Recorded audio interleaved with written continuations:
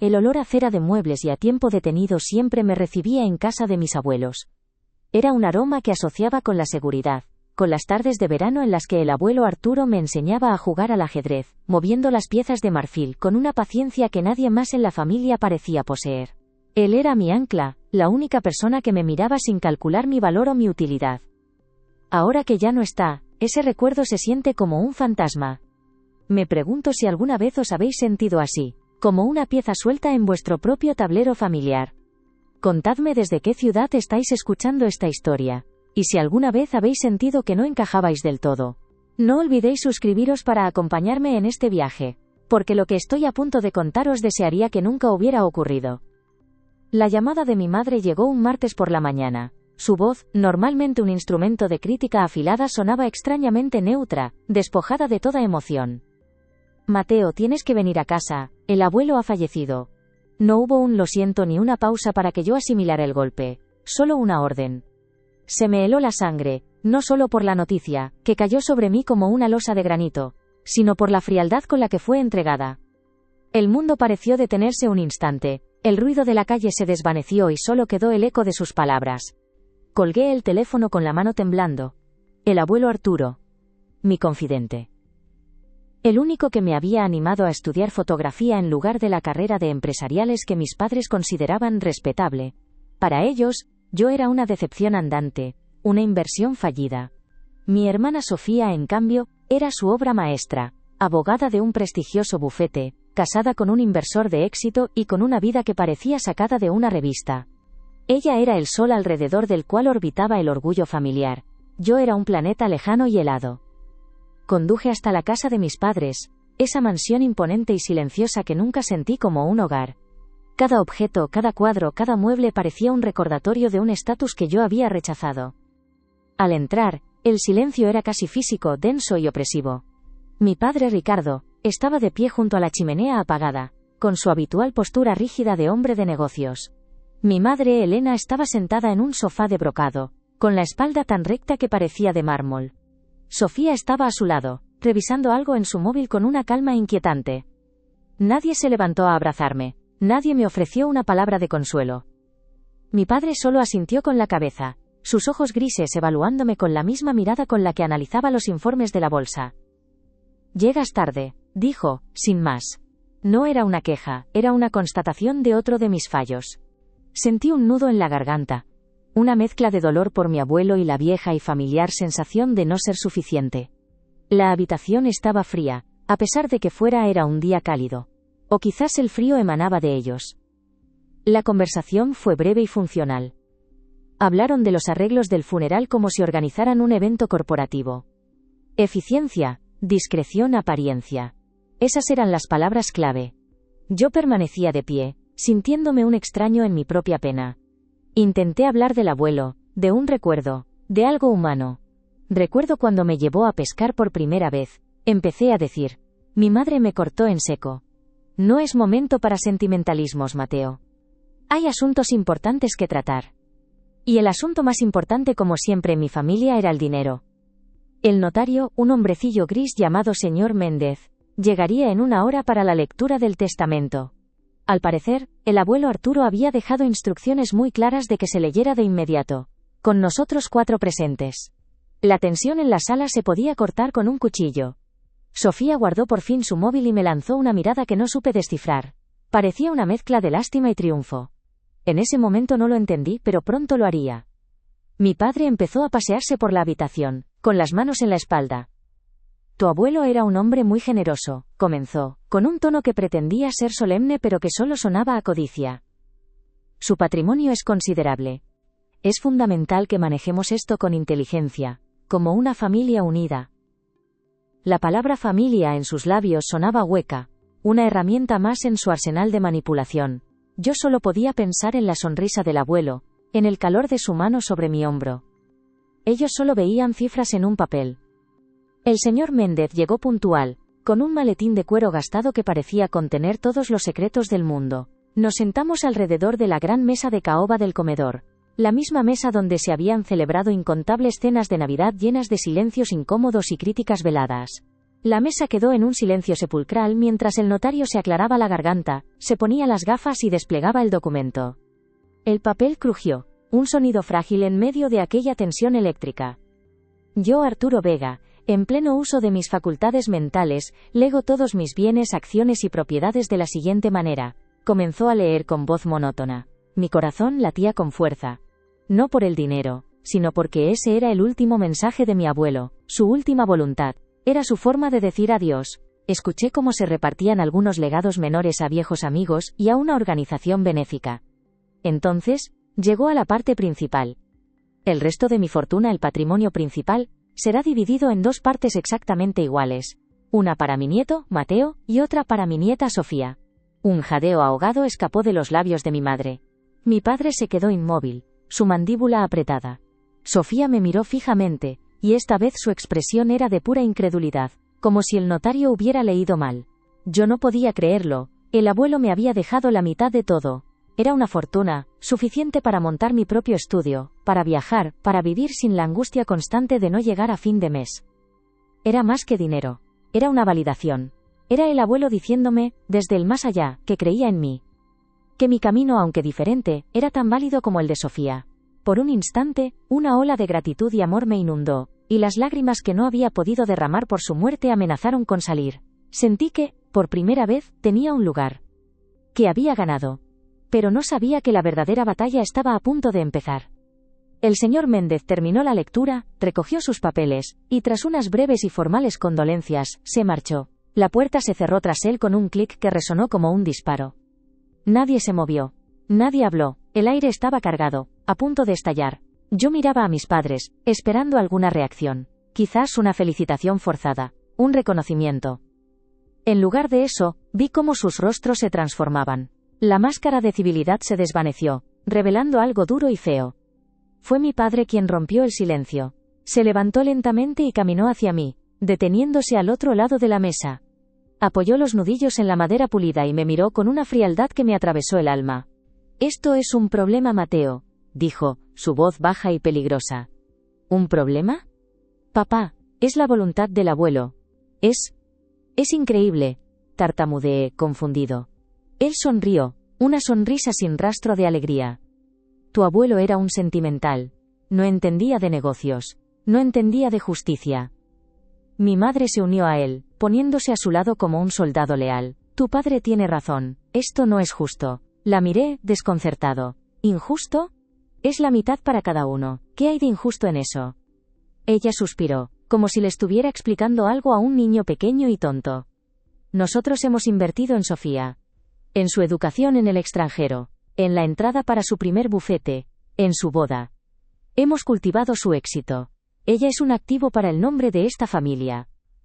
Cada palabra era un golpe. Comprendí hacia dónde se dirigía la conversación, pero mi mente se negaba a aceptarlo. ¿Y yo?, pregunté, con un hilo de voz. Mi padre soltó una risa seca y amarga. Tú has sido un gasto. Una carrera inútil, un estilo de vida bohemio que solo ha traído habladurías. No has aportado nada. Al contrario, has restado. Me quedé sin aire, como si me hubieran dado un puñetazo en el estómago. Miré a Sofía, buscando ayuda, una pizca de solidaridad. Ella apartó la vista, estudiando sus uñas perfectamente cuidadas. Y entonces, mi padre pronunció la frase que lo cambiaría todo para siempre. La frase que convertiría mi dolor en una pesadilla. Así que, para que haya equilibrio, para que sea justo, hemos tomado una decisión. Hizo una pausa dramática, saboreando el poder que tenía sobre mí. Para poder reclamar tu parte de la herencia primero tienes que pagarnos. El mundo se inclinó sobre su eje. Las palabras flotaban en el aire, absurdas, venenosas. ¿Pagaros? ¿Estáis de broma? ¿Pagaros por qué? Mi voz sonó extraña, lejana. Mi madre respondió, su tono tan afilado como el hielo. Por tu lugar en esta familia, Mateo. Tienes que compensarnos por la inversión que no fuimos capaces de rentabilizar contigo. Tienes que pagar por el derecho a heredar. Era una locura. Una extorsión cruel y retorcida. Me estaban pidiendo que le pusiera un precio a mi propia sangre, a mi derecho de nacimiento. ¿Cuánto?, logré preguntar, la palabra rascando mi garganta. Mi padre sonrió de nuevo, esa sonrisa terrible. Hemos hecho un cálculo. 200.000 euros. Es una cifra justa, un pequeño porcentaje de lo que vas a recibir, y una compensación adecuada por tus años de decepciones. 200.000 euros. La cantidad me golpeó con fuerza física. Era una fortuna.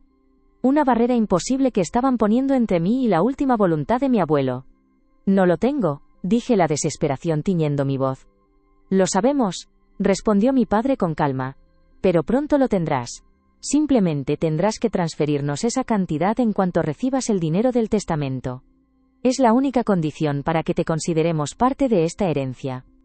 Sentí una oleada de rabia, una furia tan intensa que me hizo temblar. Me levanté de golpe, la silla chirrió contra el suelo de madera.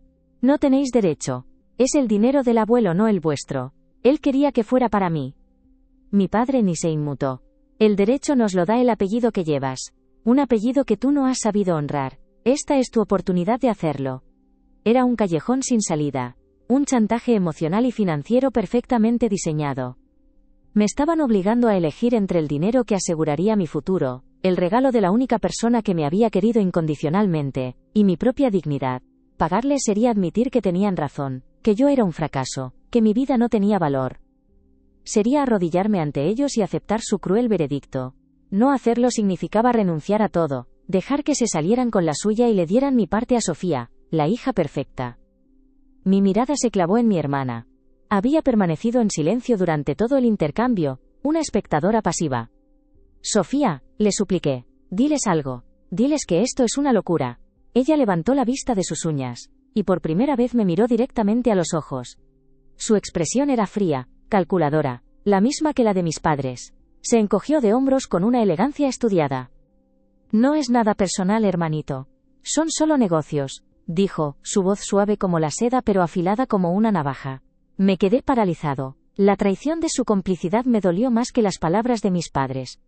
Pero, no había terminado. Se inclinó un poco hacia adelante, una pequeña y cruel sonrisa jugando en sus labios. Y para ser sinceros, el abuelo siempre supo que tú no lo merecías. Hizo una pausa, dejando que el veneno de sus palabras hiciera efecto. El aire se espesó, volviéndose irrespirable. Yo la miraba, incapaz de comprender la profundidad de su crueldad. Y entonces, lanzó el golpe final, el que lo destrozó todo. De hecho, justo antes de morir, me confesó algo sobre ti, algo que lo cambió todo. Las palabras de Sofía cayeron sobre la mesa como trozos de vidrio roto. ¿Qué confesión? ¿De qué estás hablando? Mi voz era un susurro ronco, una sombra de sí misma. Sentí las miradas de mis padres clavadas en mí, no con curiosidad, sino con una fría expectación, como si esperaran el clímax de una obra de teatro que ya habían ensayado. Disfrutaban de mi desconcierto, de mi dolor. Sofía sonrió, una sonrisa que no llegó a sus ojos. Se reclinó en su silla, convirtiendo la mesa del comedor en su escenario particular. Oh, Mateo. El abuelo te quería, a su manera. Pero en sus últimos días, la lucidez le trajo también una cierta claridad. Se dio cuenta de su error. Cada sílaba era una gota de veneno cuidadosamente administrada. Error, ¿qué error?, insistí, sintiendo cómo la rabia empezaba a burbujear bajo la superficie de mi pena. Me estaba aferrando a la imagen de mi abuelo, a su bondad, a nuestros momentos juntos. Pero Sofía estaba pintando sobre ese lienzo con trazos sucios y oscuros. Mi padre intervino, su voz era un martillo que remachaba las palabras de mi hermana. El error de haberte malcriado, de haber financiado tu pasatiempo.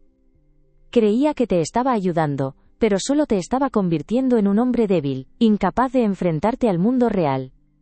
Se me heló la sangre. Estaban usando al abuelo, a su memoria, para justificar su crueldad. Estaban retorciendo su amor para convertirlo en un arma contra mí. Eso es mentira, dije, mi voz temblando de furia. El abuelo creía en mí. Más que cualquiera de vosotros.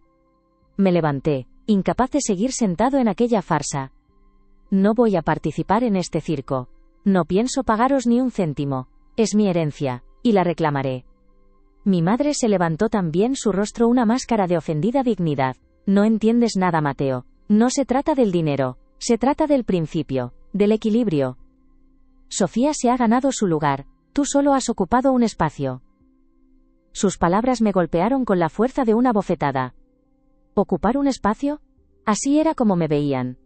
Como un mueble molesto en la casa familiar. ¿Y qué es esa supuesta confesión? Le espeté a Sofía, mi mirada desafiante. Dímelo. Si es verdad, quiero oírlo. Ella negó con la cabeza, fingiendo una tristeza que era obscena. No puedo, Mateo. Sería demasiado cruel. Te destrozaría. La manipulación era tan burda, tan evidente, que me hizo reír. Una risa amarga y rota que resonó en el silencio opresivo de la habitación. No, lo que te destrozaría a ti es que yo no te crea, repliqué señalándola con el dedo. Estás mintiendo, todos estáis mintiendo para quedaros con mi parte. Sois unos buitres, esperando a repartiros el botín antes incluso de que el cuerpo se enfríe.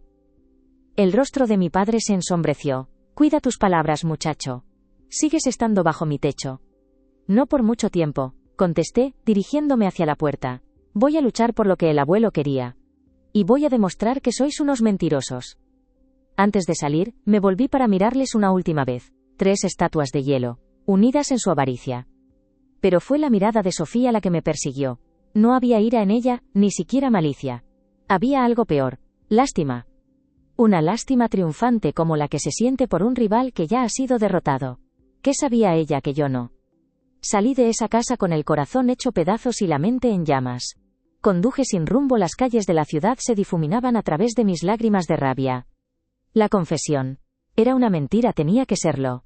Sofía lo había inventado todo para desestabilizarme, para hacerme dudar. Pero una pequeña semilla de miedo había sido plantada en mi interior. ¿Y si había algo de verdad? ¿Y si el abuelo en su vejez se había arrepentido de apoyarme? El pensamiento era insoportable, necesitaba respuestas, necesitaba pruebas, y solo había un lugar donde podría encontrarlas: la casa del abuelo. Ese refugio de mi infancia, ahora convertido en el epicentro de un misterio familiar. Aún conservaba una copia de la llave que me dio años atrás. Para que siempre tengas un lugar al que volver, me había dicho. Nunca imaginé que volvería así, como un ladrón en busca de la verdad. La casa estaba silenciosa, impregnada de ese olor a cera y a recuerdos que tanto amaba. Pero ahora, cada sombra parecía ocultar un secreto, cada crujido del suelo de madera sonaba como una acusación. Me dirigí directamente a su estudio, una habitación llena de libros, mapas y objetos curiosos de sus viajes. Era el santuario de su mente, el lugar donde guardaba sus pensamientos más íntimos. Si había una confesión, estaría allí. Revisé sus cajones, sus cartas, sus diarios. Encontré notas sobre inversiones, recuerdos de su esposa, mi abuela, e incluso viejos dibujos míos que había guardado. Cada hallazgo era una puñalada de nostalgia. Todo hablaba del hombre que yo conocía, del abuelo que me había querido. No había ni un rastro de decepción, ni una palabra de arrepentimiento. Empecé a sentir un alivio inmenso. Sofía había mentido. Estaba a punto de irme cuando mi mano rozó algo extraño bajo el forro de su viejo escritorio de roble. Un doble fondo. Mi pulso se aceleró. Con los dedos temblorosos, logré abrir el compartimento secreto. Dentro, no había una carta ni un diario. Había una pequeña caja de madera labrada, cerrada con una llave diminuta y oxidada. Y junto a ella, una sola fotografía. Era una foto mía, de hacía unos 10 años, sosteniendo mi primera cámara, la que él me regaló. Mi corazón dio un vuelco. Pero al darle la vuelta, sentí un escalofrío. En el reverso, con la caligrafía temblorosa de mi abuelo, había una única frase: mi mayor orgullo y mi más profundo secreto. ¿Secreto? ¿Qué secreto podía tener que ver conmigo y con mi pasión por la fotografía? La caja estaba cerrada. La llave no estaba por ninguna parte. Aquella caja contenía la respuesta, lo sabía. Contenía la verdad que mi familia intentaba ocultar o manipular. Sostuve la caja en mis manos, su peso se sentía inmenso, cargado de posibilidades. Podía ser la prueba que necesitaba para destruir las mentiras de mi familia. O podía ser la confirmación de mis peores miedos. ¿Qué creéis que puede haber dentro de esta caja? ¿Cuál es el verdadero secreto que guardaba mi abuelo? Dejadme saber en los comentarios qué pensáis que está pasando con Sofía y mis padres. Y si esta historia os tiene tan atrapados como a mí, no olvidéis suscribiros para no perderos cómo sigue este viaje, porque la verdad siempre encuentra la forma de salir a la luz. Me llevé la caja y la fotografía. No iba a dejar que cayeran en las manos equivocadas. Pasé los siguientes 2 días obsesionado, buscando la forma de abrirla sin destrozarla. Probé con ganzúas, con pequeños alambres, pero la cerradura era antigua y compleja. La frustración crecía con cada intento fallido. Mientras tanto, el teléfono no paraba de sonar. Eran mis padres, luego Sofía. No respondí. Sabía que querían presionarme, saber cuál era mi siguiente movimiento. No iba a darles esa satisfacción. Finalmente, recordé algo. El abuelo tenía un viejo amigo, un relojero llamado Simón, cuyo taller estaba en el casco antiguo de la ciudad. Era un hombre sabio y discreto, un artesano de la vieja escuela que podía arreglar cualquier mecanismo, por pequeño o complejo que fuera. Si alguien podía abrir esa caja sin dañarla, era él. Fui a verle con el corazón en un puño. Simón, un anciano de ojos amables y manos sorprendentemente firmes, examinó la caja con la lupa de joyero. Arturo tenía buen gusto, murmuró. Esto es trabajo fino. Dame un par de horas, muchacho. Y no te preocupes, trataré este pequeño tesoro como si fuera mío. Le di las gracias, sintiendo por primera vez en días un rayo de esperanza. Mientras esperaba, caminé por las calles, la fotografía del abuelo en mi bolsillo. Mi mayor orgullo y mi más profundo secreto. La frase se repetía en mi mente como un eco. Cuando volví, Simón me recibió con una sonrisa enigmática. Ya está abierta, dijo entregándome la caja.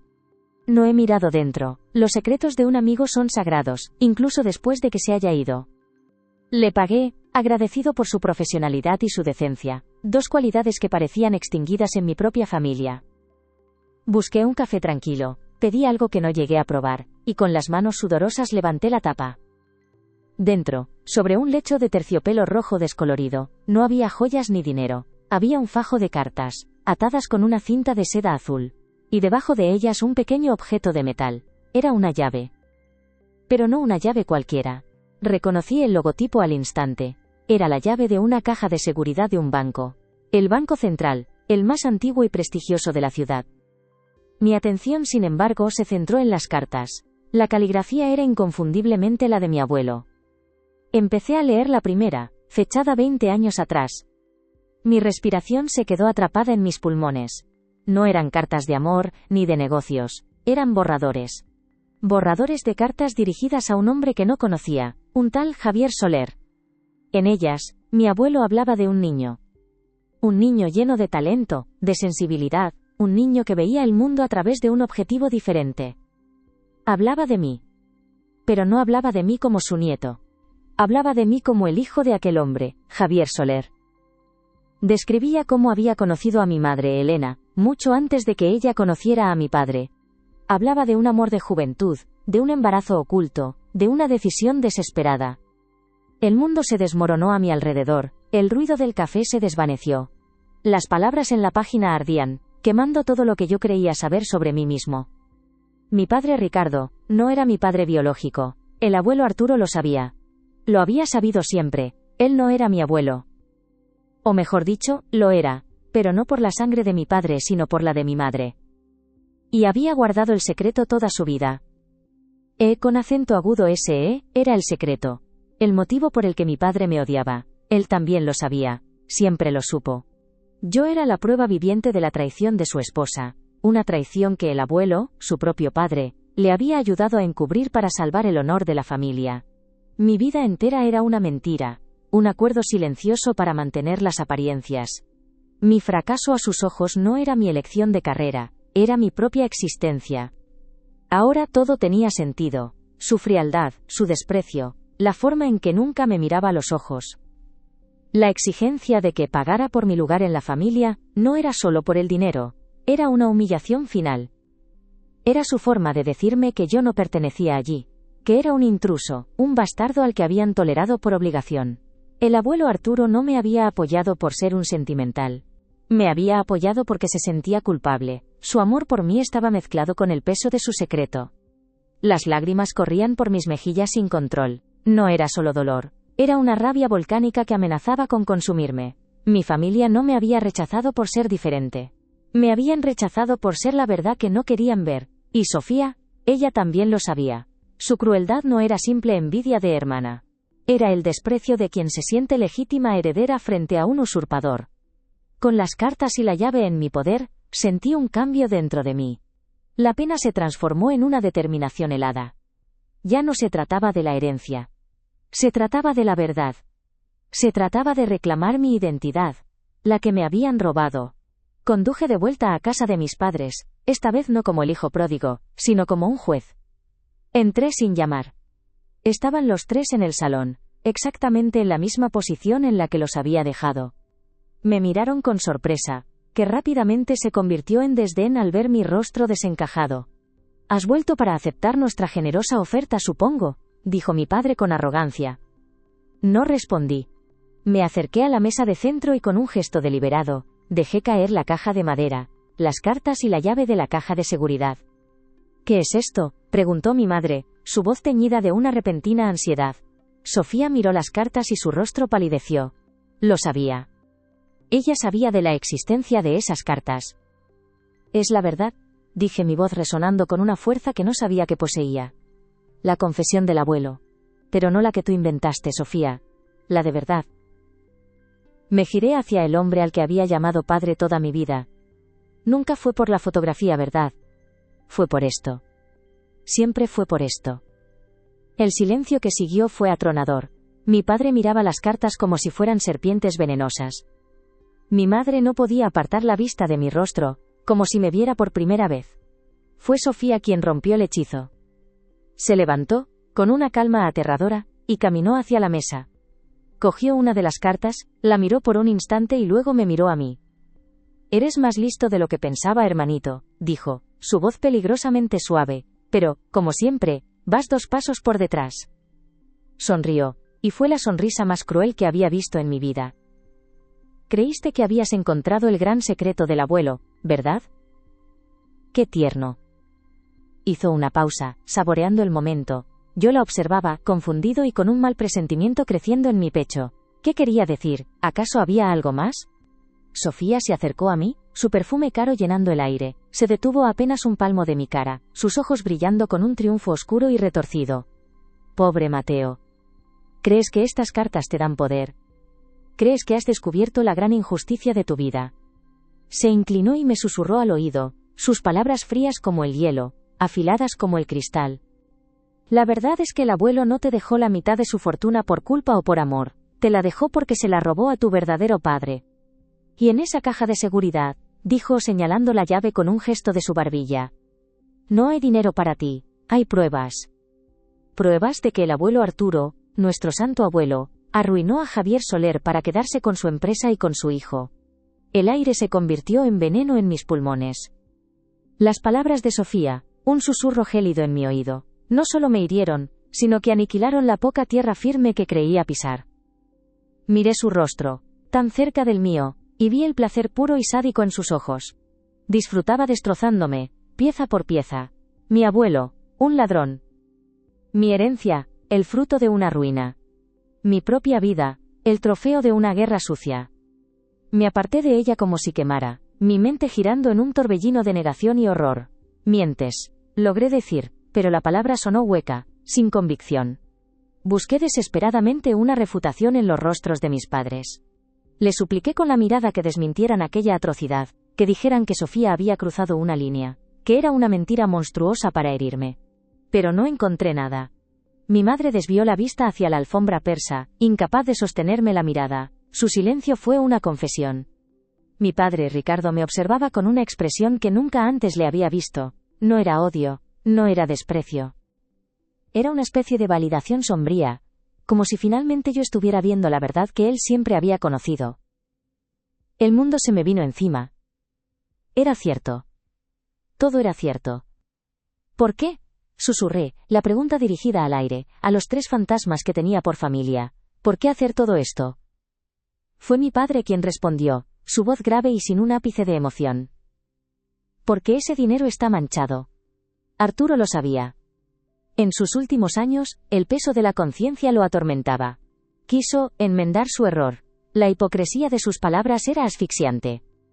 «¿Enmendarlo dándome el dinero que le robó a mi verdadero padre?», repliqué, la rabia comenzando a hervir, quemando las lágrimas en mis ojos. «Eso no es justicia, es una burla». Sofía soltó una risita. «Exacto, es una estupidez sentimental. El abuelo se ablandó al final. Pero nosotros no cometeremos el mismo error. Ese dinero pertenece al apellido Vega. Y tú, Mateo, no eres más que un recordatorio viviente de la mancha que casi nos destruye». De repente lo vi todo con una claridad aterradora. Su plan no era solo quedarse con el dinero, era borrarme. Borrar la historia de Javier Soler. Borrar la traición de mi madre. Borrar el pecado original de la fortuna familiar. Y mi herencia era la pieza clave. Si yo la aceptaba, la historia se cerraría. Si la rechazaba, ellos se la quedarían. Pero había algo que no habían previsto. No habían previsto que yo encontraría la llave. Mi mano se cerró instintivamente alrededor del frío metal en mi bolsillo. La llave de la caja de seguridad. La llave de la verdad. Ya no era una cuestión de dinero, ni siquiera de dignidad. Era una cuestión de justicia para un hombre al que no conocí. Un hombre cuya vida fue destrozada para que la mía pudiera construirse sobre una mentira.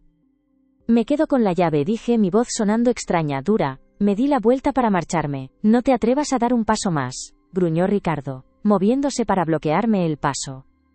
Por primera vez en mi vida, no vi a mi padre, vi a un enemigo. Un hombre que había vivido una mentira a mi costa, que me había despreciado en silencio durante más de 20 años. Apártate, le ordené, la adrenalina recorriendo mis venas. Él sonrió con desdén. No irás a ninguna parte con eso, es un asunto de familia. Intentó agarrarme del brazo, pero lo esquivé. La sorpresa en su rostro fue casi cómica. El Mateo dócil, el chico decepcionante, acababa de desaparecer. En su lugar había alguien que ya no tenía nada que perder. No me toques, grité y el grito resonó en el salón opulento, haciendo vibrar los cristales de la vitrina. Mi madre dio un respingo. Ricardo, por favor, suplicó, pero su voz era débil, insignificante. Sofía observaba la escena con un interés clínico, como si viera una pelea de animales exóticos. No iba a intervenir, quería ver cómo me destrozaban. Ricardo volvió a abalanzarse sobre mí, esta vez con más fuerza. Sus manos, acostumbradas a firmar cheques y a cerrar tratos, se cerraron sobre mi camisa. Forcejeamos. El olor a su cara loción de sándalo me invadió, un olor que siempre había asociado con la autoridad y la distancia. Ahora olía a amenaza. Sentí un tirón en mi bolsillo y el pánico me inundó. Quería la llave. Con un empujón nacido de la pura desesperación lo lancé hacia atrás. Tropezó y cayó sobre un pequeño velador, que se hizo añicos con un estrépito de madera y porcelana rota. Un jarrón de la dinastía Ming, el orgullo de mi madre, se estrelló contra el suelo. El silencio que siguió fue más violento que el ruido. Nadie se movió. El aire estaba cargado de la electricidad de lo irreparable. Aproveché ese instante de shock para correr. Salí de esa casa, de esa cárcel de apariencias, sin mirar atrás. Escuché la voz de mi padre gritando mi nombre. Una orden llena de furia, pero no me detuve. Corrí hasta mi coche. Arranqué el motor con manos temblorosas y me alejé de allí, el corazón martilleándome en el pecho como un pájaro enjaulado. Había declarado la guerra. Conduje directamente al centro de la ciudad, al imponente edificio del Banco Central. Cada semáforo en rojo era una tortura, cada coche detrás de mí una posible amenaza. ¿Me estarían siguiendo? ¿Llamarían al banco para intentar detenerme? Tenía que darme prisa. Entré en el vestíbulo de mármol, sintiéndome fuera de lugar con mi ropa revuelta y mi respiración agitada. Me acerqué al mostrador de atención al cliente intentando parecer tranquilo. Vengo a acceder a una caja de seguridad, dije, mi voz más firme de lo que me sentía. El empleado, un hombre de mediana edad con un traje impecable, me miró por encima de sus gafas. El nombre del titular, por favor. Arturo Vega, respondí. El nombre me supo a ceniza en la boca. El proceso fue lento, metódico, una tortura burocrática. Comprobaron mi identidad, verificaron la autorización que, por suerte, el abuelo había dejado a mi nombre. Cada minuto que pasaba aumentaba mi ansiedad. Finalmente, me condujeron a través de una puerta de acero macizo hacia la bóveda. El aire era frío, seco, y olía a metal y a dinero viejo. Cientos de pequeñas puertas de latón numeradas cubrían las paredes. El empleado localizó la caja 734, introdujo su llave maestra y luego me indicó que usara la mía. El sonido del mecanismo al girar fue el más fuerte que había oído en mi vida. La pequeña puerta se abrió. Dentro, había una caja metálica larga y delgada. El empleado la sacó, la colocó sobre una mesa en una pequeña sala de visionado privada. Y se retiró con una discreción profesional. Tómese el tiempo que necesite, dijo antes de cerrar la puerta. Me quedé solo, frente a la caja de Pandora de mi familia. Durante un largo minuto, no me atreví a tocarla. Tenía miedo de lo que encontraría, de la confirmación final de que toda mi vida era un fraude. Pero el miedo era superado por una necesidad más profunda. La necesidad de saber. Con un profundo suspiro levanté la tapa. Dentro, todo estaba ordenado con una precisión meticulosa. En la parte superior un grueso fajo de documentos legales. Debajo, varias carpetas con membrete. Y en el fondo, un sobre de papel manila cerrado y abultado. Empecé por los documentos legales. Eran contratos, actas de juntas, transferencias de acciones. No entendía la jerga financiera, pero los nombres y las fechas contaban una historia clara. La empresa Soler Innovaciones, propiedad de Javier Soler, y la empresa Construcciones Vega, de mi abuelo Arturo. Vi cómo, a lo largo de varios meses, justo el año en que yo nací, las acciones de Soler empezaron a ser adquiridas por sociedades fantasma, todas vinculadas a un abogado que trabajaba para mi abuelo. Vi informes de una campaña de desprestigio, deudas inexplicables, un ahogamiento financiero deliberado y brutal. Arturo Vega no había comprado una empresa, la había cazado y devorado. Luego abrí las carpetas. Contenían informes de un detective privado, seguimientos a Javier Soler durante años, fotos suyas saliendo de bares, con aspecto derrotado, informes de su descenso al alcoholismo, de su ruina personal y profesional. Mi abuelo no solo le había quitado su empresa, había vigilado su caída, asegurándose de que nunca pudiera volver a levantarse. Se me revolvió el estómago. Era una crueldad metódica, casi científica. Finalmente, con el corazón encogido, abrí el último sobre. No contenía documentos. Lo que cayó sobre la mesa metálica me dejó sin aliento. Eran fotografías. Docenas de ellas. Fotos mías. Desde que era un bebé hasta mi adolescencia. Fotos en el parque, en mis cumpleaños, en mi primera exposición de fotografía en el instituto. Fotos que mi abuelo me había tomado. Pero no eran las fotos lo que me impactó. Era lo que había escrito en el reverso de cada una. Para Javier. Para que veas lo sano que crece, decía una de cuando yo era un niño en la playa. Para Javier. Ha heredado tu mirada curiosa, decía otra de mí con mi primera cámara. Para Javier, pregunta por ti. Mi abuelo no solo había seguido a mi padre biológico, le había estado enviando fotos mías en secreto durante años. Era una tortura refinada, una forma de decirle, te lo he quitado todo, hasta tu hijo, pero te permitiré mirar desde la distancia cómo lo crío yo, cómo es mío. Era el acto de un monstruo. Y entonces entre las fotos encontré una carta. No era de mi abuelo. La caligrafía era desesperada, casi ilegible. Era de Javier Soler para mi madre, Elena. Elena, por favor, solo quiero verlo una vez. No diré quién soy, solo quiero saber que es feliz. Arturo me lo ha quitado todo, no dejes que me quite también el derecho a mirarlo a los ojos, aunque sea de lejos. Te lo suplico. La carta estaba arrugada, con manchas que solo podían ser de lágrimas. Y en una esquina, con la letra fría y precisa de mi abuelo, había una anotación. Petición denegada. Riesgo demasiado alto. Caí de rodillas, el aire escapando de mis pulmones en un sollozo ahogado. El dolor era físico, una garra de hielo apretando mi pecho. Mi abuelo no era un santo, ni un villano simple. Era un titiritero despiadado. Mi padre Ricardo, una víctima resentida. Mi madre, una cómplice silenciosa. Y yo.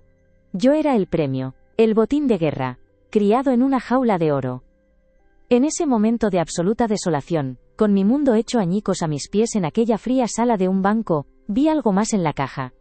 Escondido bajo el forro de fieltro, había un último sobre, más pequeño y moderno que los demás. Mi nombre estaba escrito en él, con la caligrafía temblorosa de un anciano. Era de mi abuelo, una carta para mí. Con los dedos entumecidos la abrí. Dentro había una sola hoja de papel, y una pequeña llave de aspecto corriente. La carta era breve, las palabras parecían talladas con esfuerzo. Mateo comenzaba. Si estás leyendo esto es que he muerto y la verdad ha salido a la luz, como siempre temí que haría. No hay perdón para lo que hice. El dinero que te dejo no es un regalo, es una herramienta, y una restitución.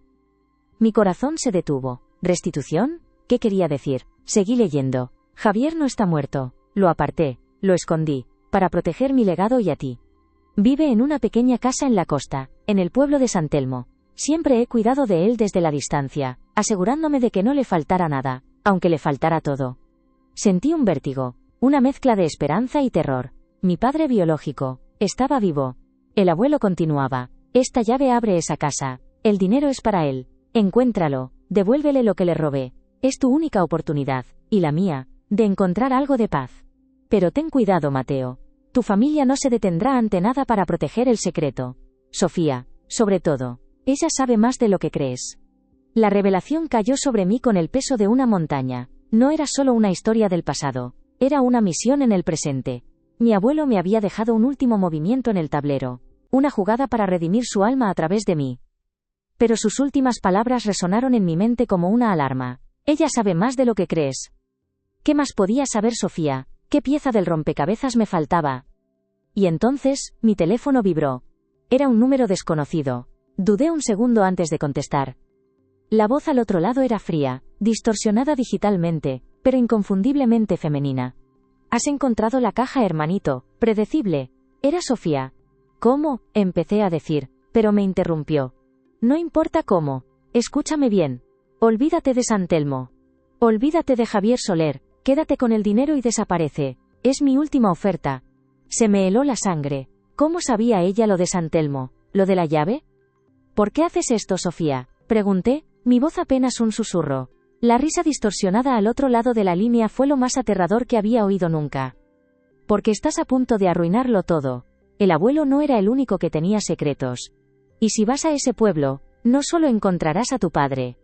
Encontrarás la razón por la que el abuelo tuvo que destruirlo. Y esa verdad te enterrará a ti también». La llamada se cortó.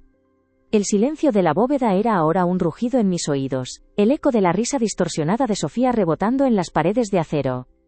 San Telmo. Javier Soler. Una verdad que me enterraría. Se me heló la sangre, pero esta vez no fue por el miedo, sino por una gélida y terrible certeza. Tenía que ir. No era una elección. Era el único movimiento que me quedaba en un tablero donde, hasta ahora, yo solo había sido un peón. Recogí los documentos, la caja metálica y la pequeña llave de la casa. Metí todo en mi mochila, un peso físico que reflejaba la carga que se había instalado en mi alma. Salí del banco a la luz del día, que ahora me parecía hostil y extraña. El mundo seguía su curso, la gente caminaba, reía, vivía sus vidas ajena a la implosión de la mía. La amenaza de Sofía no era una simple advertencia, era una declaración de guerra. Y ella ya había movido su pieza. Conduje durante horas, con el navegador marcando una ruta hacia la costa, hacia un nombre en un mapa que se había convertido en mi destino. Cada coche que veía por el retrovisor era una posible amenaza, cada llamada de un número desconocido, un latigazo de paranoia. Apagué el teléfono. Necesitaba silencio para procesar la avalancha de veneno que había recibido. Mi abuelo no era el hombre que yo creía. Era un arquitecto de la ruina de otro hombre, un ladrón de vidas. ¿Y Sofía, cómo sabía ella tanto? La frase del abuelo en su carta me taladraba la mente. Ella sabe más de lo que crees. Mi hermana no era solo una espectadora codiciosa. Era una jugadora activa en esta partida sucia. ¿Había encontrado ella también las cartas? ¿O el abuelo en un momento de debilidad se lo había confesado todo? La idea de que ella hubiera poseído esa verdad, observándome en mi ignorancia con su sonrisa de superioridad, me revolvía las entrañas. El paisaje urbano fue dando paso a carreteras secundarias, a campos verdes, y finalmente, al olor inconfundible del mar. El olor a salitre y a libertad era un contraste brutal con el aroma a cera y a mentiras de la casa de mi infancia. San Telmo era un pueblo pequeño, de casas blancas con tejados de terracota que se aferraban a una colina que moría en el Atlántico. Era un lugar donde el tiempo parecía moverse a otro ritmo, un lugar para esconderse, o para ser escondido. Encontré la dirección sin dificultad. Era una casita al final de un camino de tierra, con vistas directas a una playa rocosa. La pintura de la fachada estaba desconchada por el salitre, el pequeño jardín era un caos de malas hierbas y flores silvestres. Había una sensación de abandono, de rendición. Aparqué el coche a cierta distancia y me acerqué a pie, el corazón martilleándome contra las costillas. ¿Qué encontraría dentro? ¿Un hombre roto? ¿Un monstruo? La verdad que me enterraría. La llave que me había dejado el abuelo encajó en la cerradura con un chirrido oxidado. Empujé la puerta y entré. El interior estaba en penumbra, olía a polvo, a soledad y a tabaco frío. Los muebles eran escasos y viejos. Sobre una mesa, junto a una botella de whisky medio vacía, había un caos de papeles y fotografías. Me acerqué con cautela. Eran las mismas fotos mías que yo había encontrado en la caja de seguridad. Las había estado recibiendo. ¿Quién anda ahí?, resonó una voz ronca desde el fondo de la estancia. Una figura se levantó de un viejo sillón que miraba hacia la ventana hacia el mar. Era un hombre alto, o que alguna vez lo fue, ahora encorvado por el peso de los años o de la pena. Tenía el pelo gris y revuelto, y una barba de varios días. Sus ojos, cuando se clavaron en los míos, me resultaron extrañamente familiares. Eran mis ojos. No supe qué decir. Las palabras que había ensayado en mi cabeza durante el viaje se desvanecieron. Él dio un paso hacia la luz, entrecerrando los ojos para enfocarme. Vi el desconcierto en su rostro, seguido de un destello de algo que no supe identificar. ¿Reconocimiento? ¿Miedo?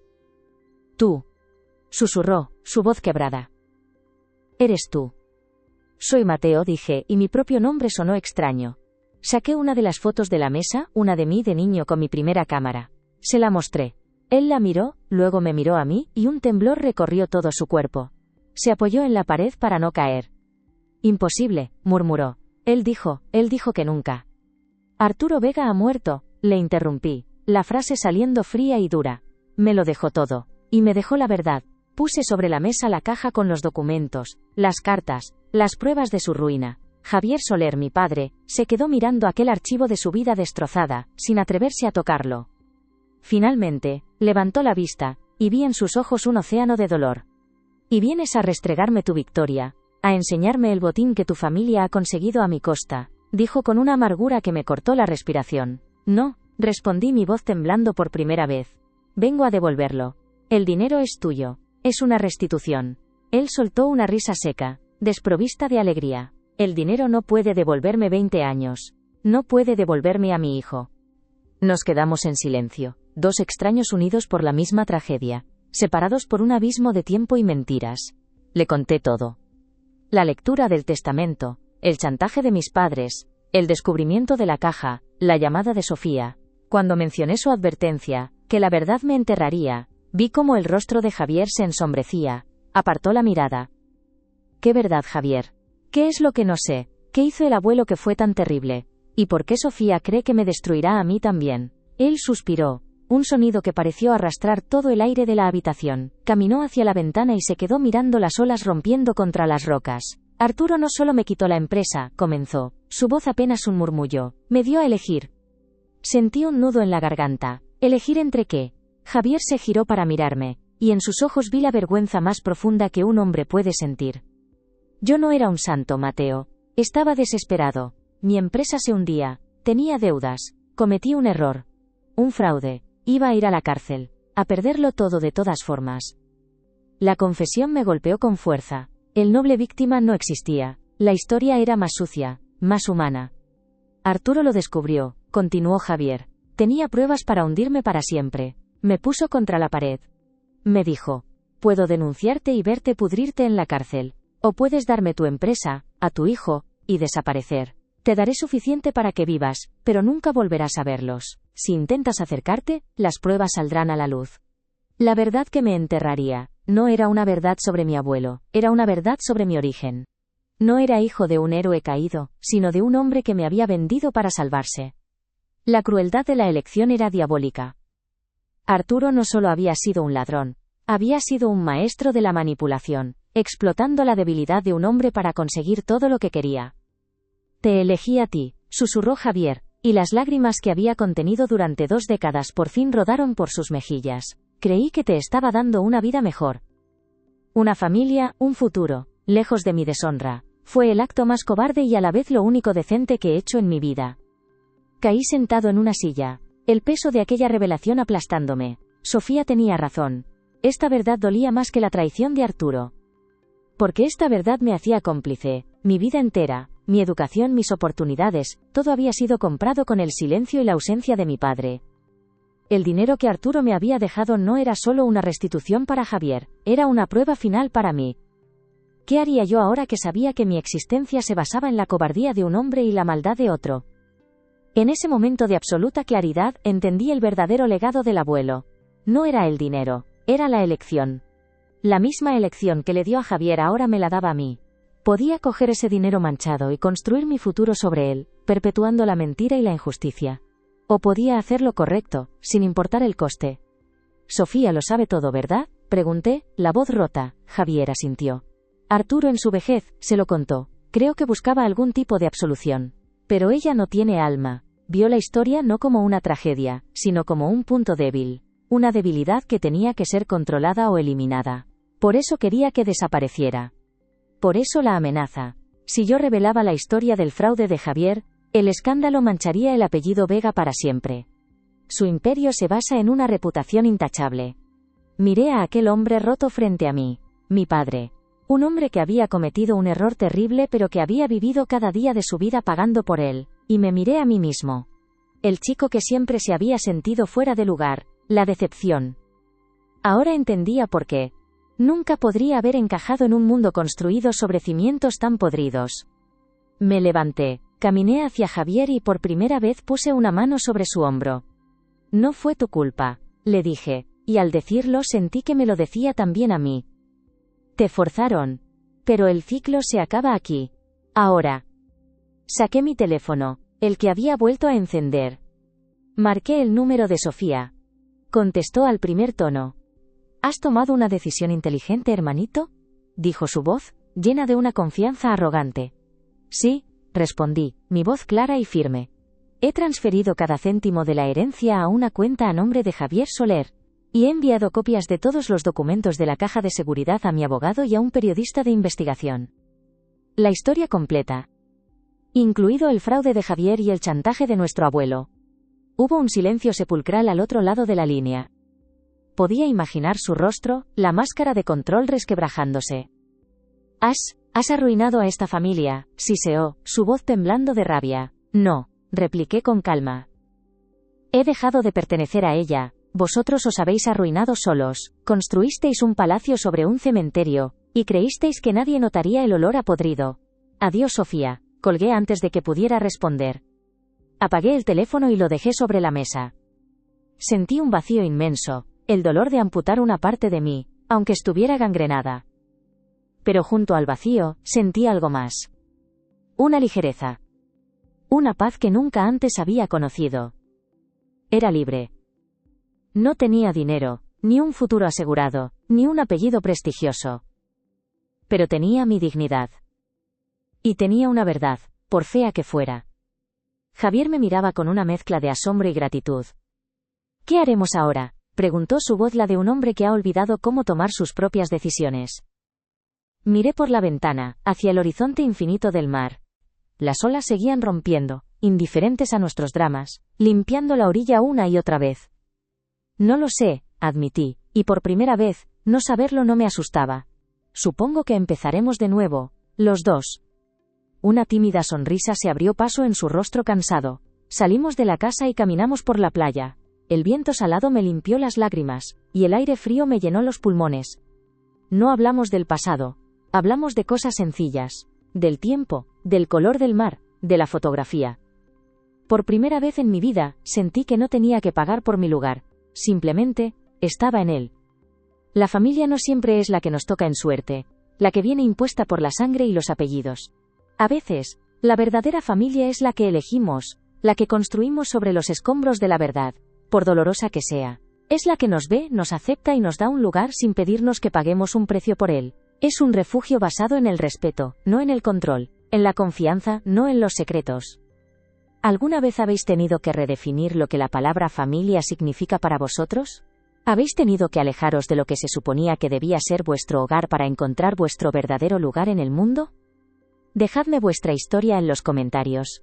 Vuestras experiencias son importantes y nos conectan. Y si este viaje a través de la traición y la búsqueda de la verdad os ha conmovido, suscribíos al canal. Porque cada historia, como cada familia, guarda un secreto esperando ser contado.